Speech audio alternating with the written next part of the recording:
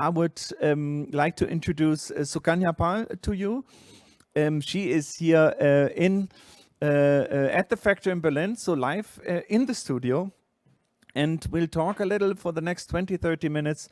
We would like to talk a little about the Indian applicant as the unknown being and why German companies struggle with Indian applications.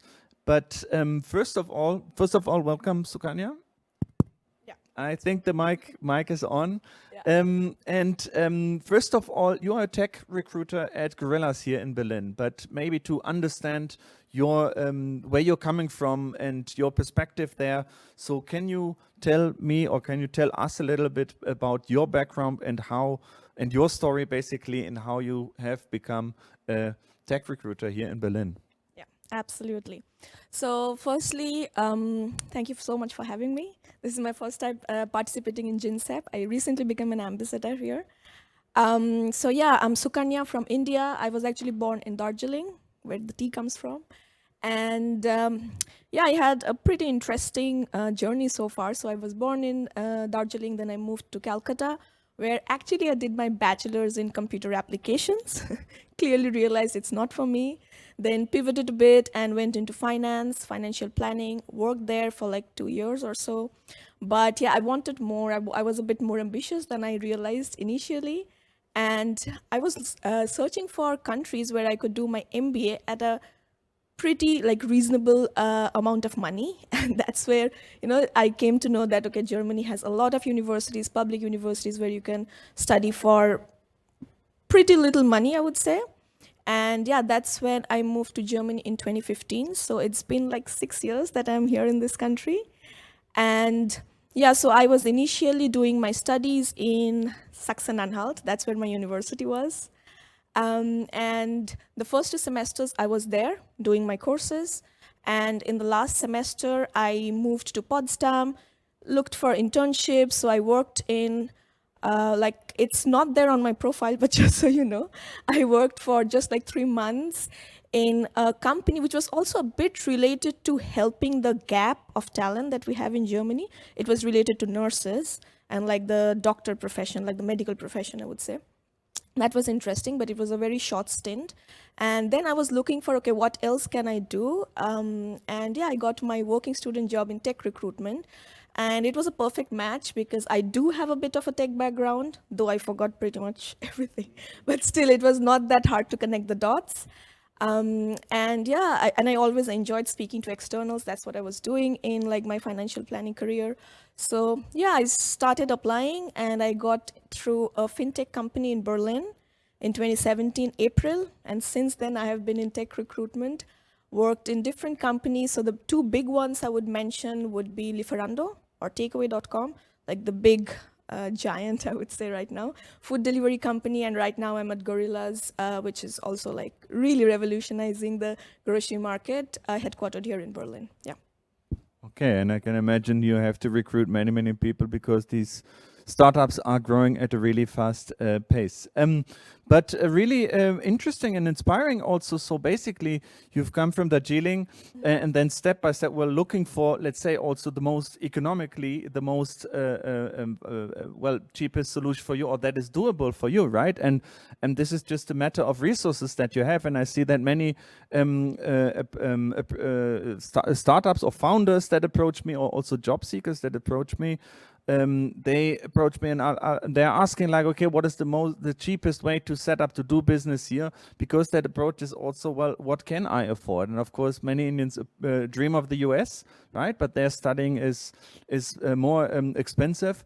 And very interesting that you also chose Sachsen-Anhalt as a destination. I think even quite Germans might find it difficult to find Sachsen-Anhalt on the map.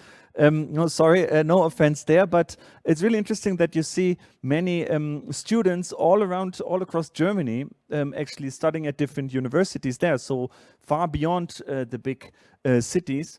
And also that concept of a working student, because as a student in Germany, you are allowed to work up to 20 hours per week, right?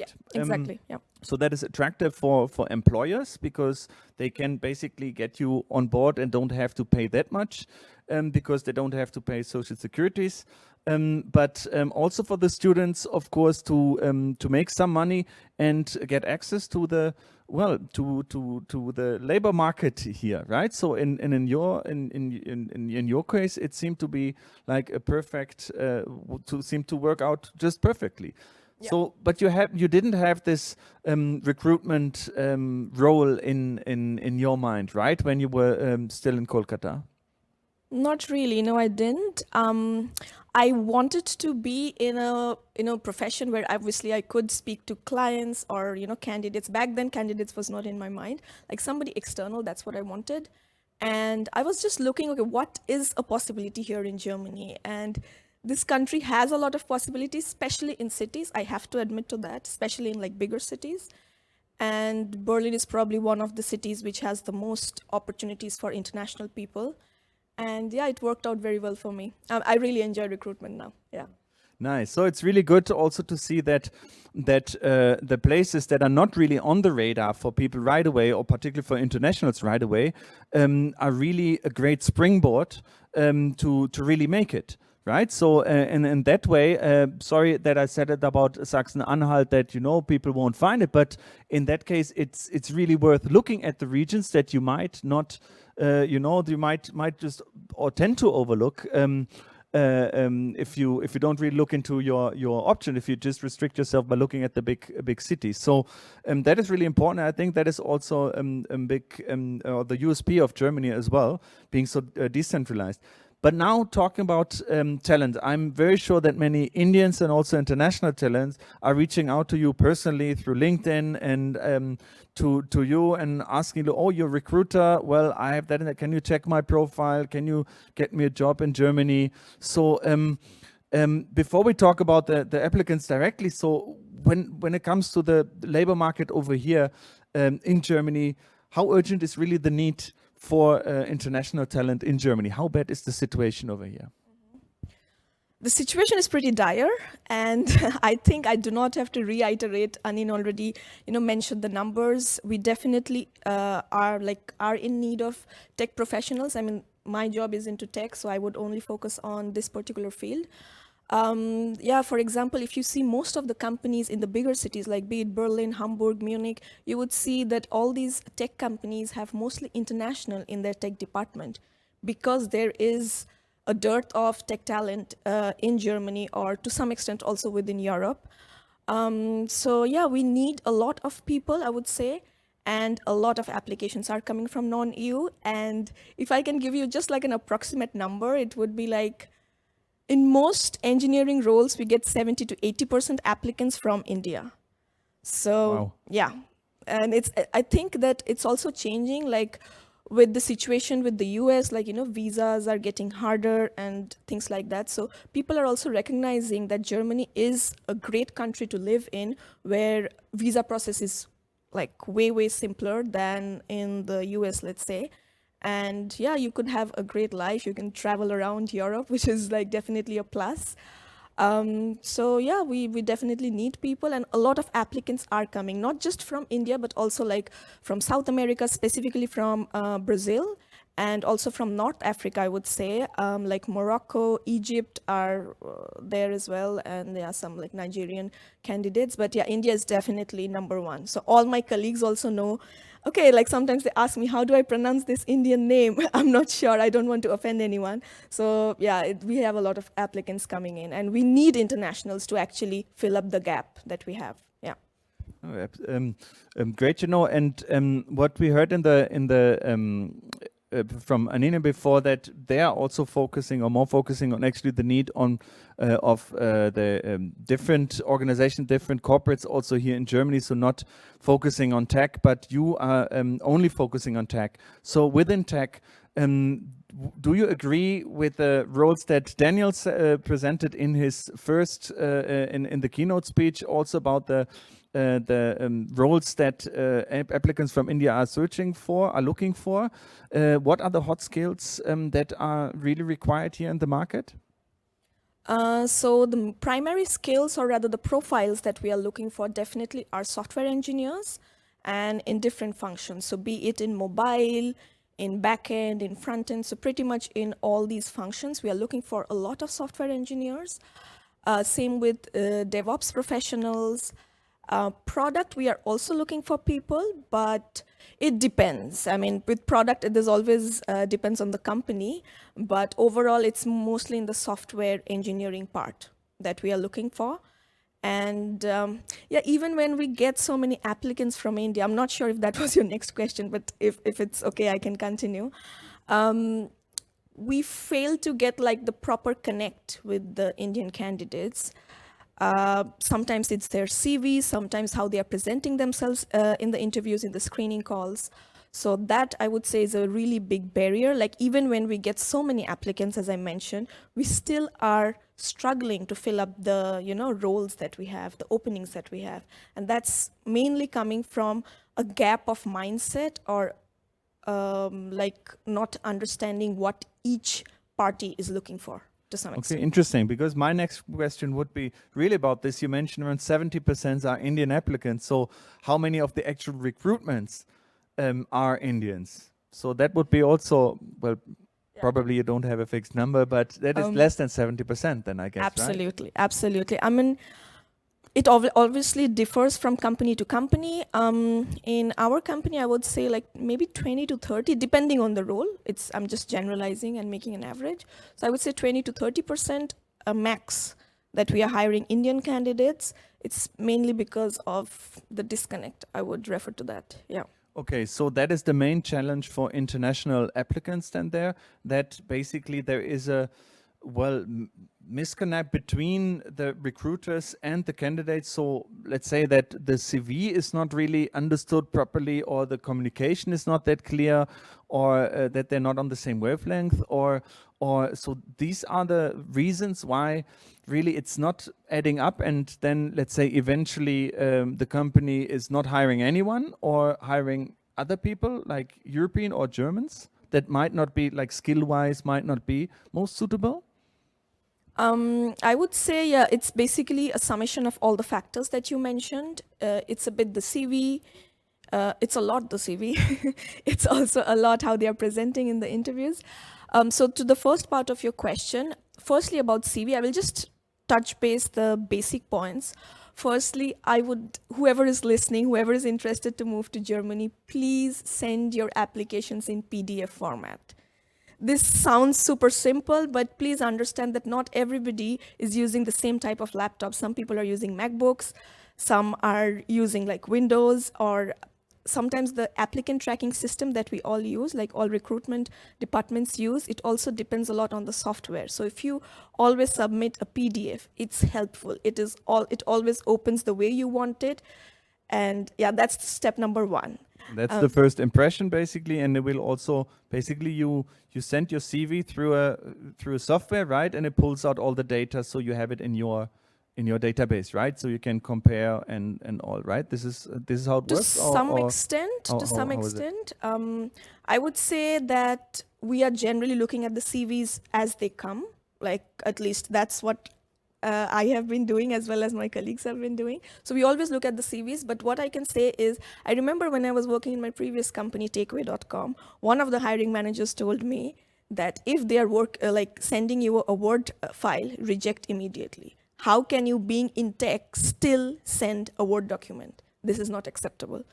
And sometimes we even mention that please send your CV in PDF. So yeah, it's a bit sad that for such a pointless reason, people are not even interested, or they already have a negative notion about the profile. So please send in like PDF documents. That's number one. Secondly, take care of the length of your CV. Sometimes we get CVs like 12 to 14 pages. It's just not worth it. Like, try and understand what exactly are the companies wanting, and also what profiles are you applying for? What are the skills that are matching? Just mention those. So like 2 to maximum 3 pages. I mean, in case somebody has a lot of work experience, that's enough. You do not need to mention anything and everything. And also sometimes awards like pat on the back awards in this month. I mean, I understand this is this works in India. I don't want to, offend anyone, but this is not something that recruiters or companies are looking for here. So trying and understanding, make your CV as in line with the job descriptions that you are looking at, that you're applying to. Try and understand those requirements. And also, I would say have precise information. Sometimes we see CVs where they list all the technologies that they have ever, laid their hands on. And that just gives an impression that the person is master of none, basically, and we are all looking for experts. Yeah. Okay, interesting. Also, another question is that, of course, recruiters in Germany would understand the global, the elite universities, and maybe even, or probably also the good universities for these respective fields within Germany. But in India, it's a completely different educational landscape. People know the IITs, but hopefully they know the IITs, but beyond the IITs, there are, of course, also further great universities. And is there also a chance that an Indian applicant who has graduated from a really good university that might not be that known in Germany is rejected or not considered because the understanding of this or the recognition of these universities are not that widespread, or the knowledge basically of the standard of them is not that widespread? In the companies that I have worked in, I think it's also quite specific compared to the whole scope of Germany, because the southern German companies have a different working culture, and smaller towns where we have companies that could be different. But in like the tech-focused, product-focused companies that I have worked in, that has never been an issue. Like, we don't even look at universities, to be very honest. It's more like, what have you done? What are you saying you have done? Like, how are you talking about the projects? Is it just about, like, sometimes there are profiles that we find where they just try and say that how they have managed everyone, but the profile is not of a manager. The profile is that of an engineer. So we want to know, what have you done? Or if you faced a problem, you can also say, in this project, we came up with this issue and we solved it like this, like a maybe one-liner on that. That is much more effective than you saying you managed X number of people if you're not applying for a manager role. So that's very important to keep in mind. And yeah, in my experience, it has never been based on universities, but I can imagine this could be a challenge for maybe smaller companies or companies who are just starting out and they just know a few names. And that's where I believe, we have companies like Candidate Select, if I'm not wrong, where they can be of big help. Yeah. Exactly. So we'll be hearing later on about Candidate Select from Jan, who will be joining 2 sessions later. It's really interesting, Sukanya, that you give all these really nuanced, from me as a non-recruit, non-HR person, these really nuanced insights there, because I usually imagine, okay, you have a role, you publish a role, you have a vacancy, and then maybe you get 100 or I don't know how many applicants. So how do you filter them, right? So I was thinking, oh, maybe they also filter by, okay, the format is wrong, or it's in a doc format, it's not even a PDF. Or they just remove all the not so known universities or average that is below German system, I don't know, 1.5 or I don't know, right? So that is really interesting. But another question, we didn't talk so far about language, right? With Anine, we were talking a lot about language, how that is the main challenge. What is the extent of challenge that language, the German language, is actually for the international applicants? I would say in most companies in bigger cities, it's not exactly a challenge. We are, like, our tech departments are full of international people. The company language is English. So it's not exactly a challenge. It's obviously better and helpful if you know the language for the bureaucracy mainly and, having a smooth life here. But it hasn't been a really big challenge. And I see that, companies are also gradually understanding that even if the company, like overall company language is English, maybe for tech, we need to come up with a different solution. Otherwise, we will not fill out the roles that we have. So this is also some companies that are, changing their like policies, internal policies. But yeah, there are some places where there's still a bit of stigma as to, like changing a language. It's not that, it has to come from both sides. If a company is making an effort to make an international welcome, changing the language or some differences in policies, then it's also expected that the internationals try and integrate, learn the language, and like gradually, one step at a time. But I wouldn't say that language is that big of a barrier when it comes to tech specifically. It's not that big of a barrier. Yeah. Okay, then it has to be a A1 certificate, I think, right, for permanent employees to stay here. For non-EU citizens, I think they still have to learn basic German, right, by law. I think that is they need some certification. So- or am I wrong? No, you're quite there. I would say for tech people, how it works is they generally come here on a blue card. So they do not need any German proficiency when they are applying for it and they are moving here. It's just that if they have A1 certificate, they have completed it, and after 21 months of possessing a blue card, they can apply for a permanent residency, Niederlassung Erlaubnis. And in case, it's B1 if it's 21 months, and in case they are not as proactive as as others, then if you have A1, then you get it after 36 months of having a blue card. So there's also a lot of flexibility. Okay, Yeah. Okay. Sounds doable. At the same time, if you've just moved here and you have a full-time job, 21 months, that is less than 2 years in B1, is quite a level, right? So it sounds doable, but actually it is also quite a challenge, I can imagine. At least that is what I hear from the Indian community over here. We've got a question here also about application and the processing time by HRs in Germany. So from the time they apply until they are technically here, so what is the time really that the German companies or the HR departments take? Maybe from your knowledge in your company, but also in general in Germany.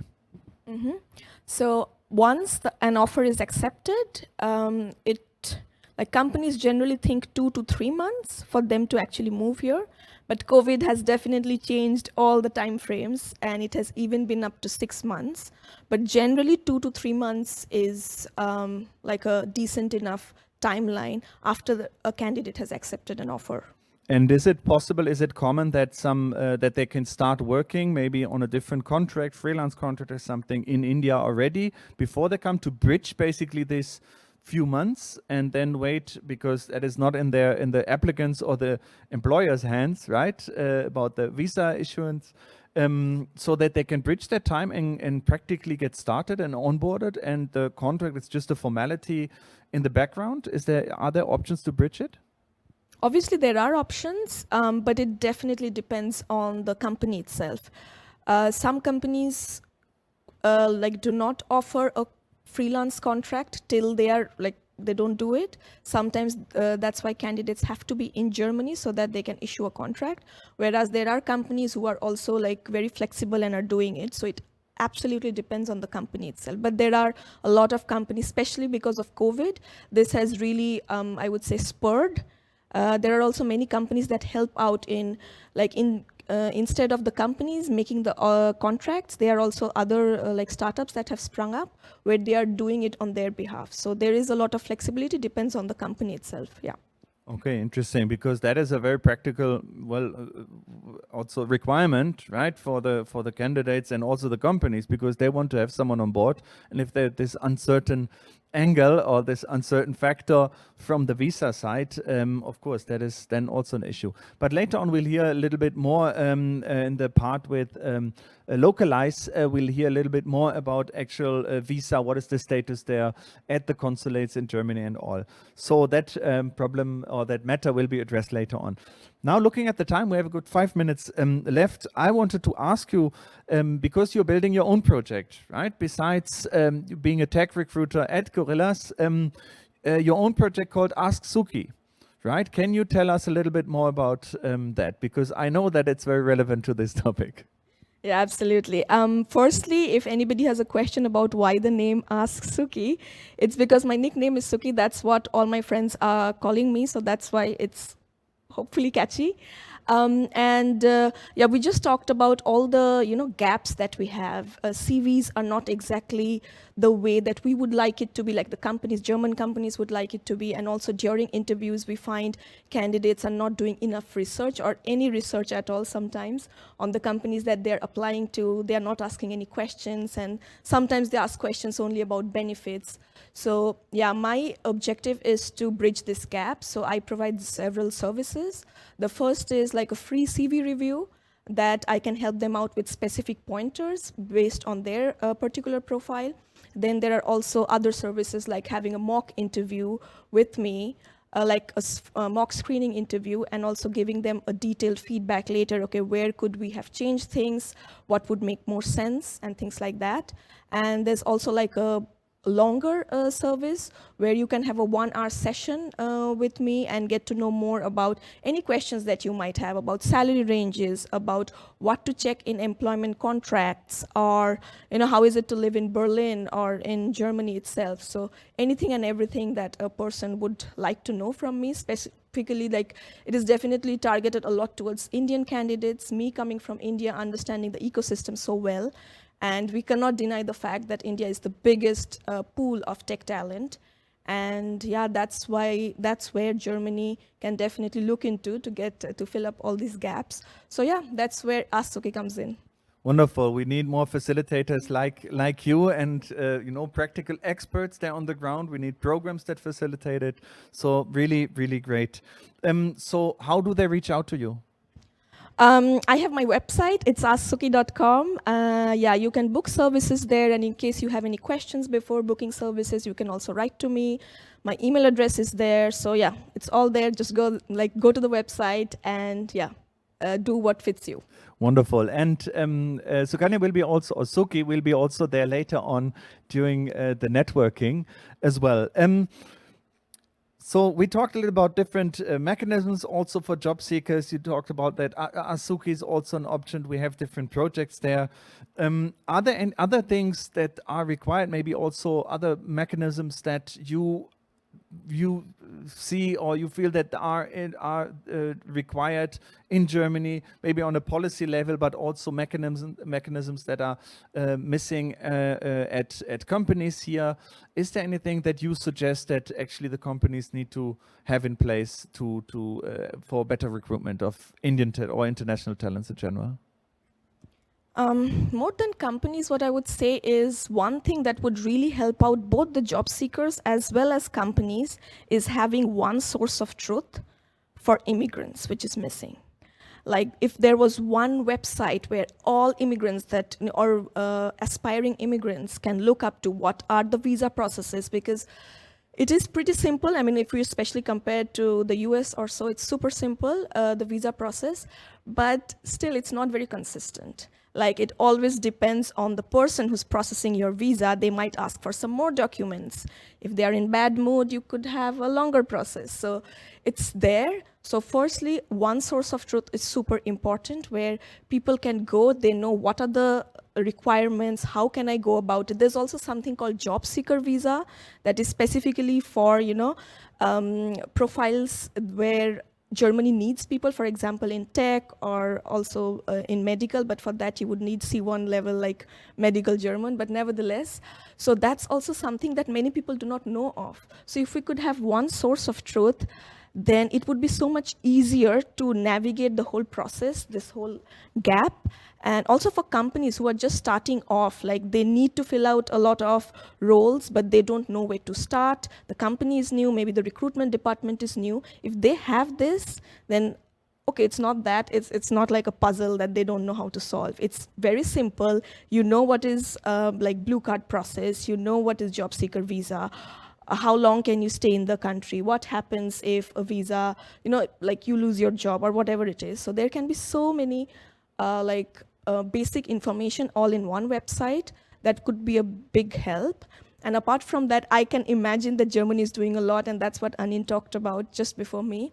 But maybe something, because now we are hearing with this latest report that we need 400,000 skilled immigrants per year to actually mitigate the talent shortage here. And what would be super beneficial is maybe if we have like a point system visa process like Canada and New Zealand has.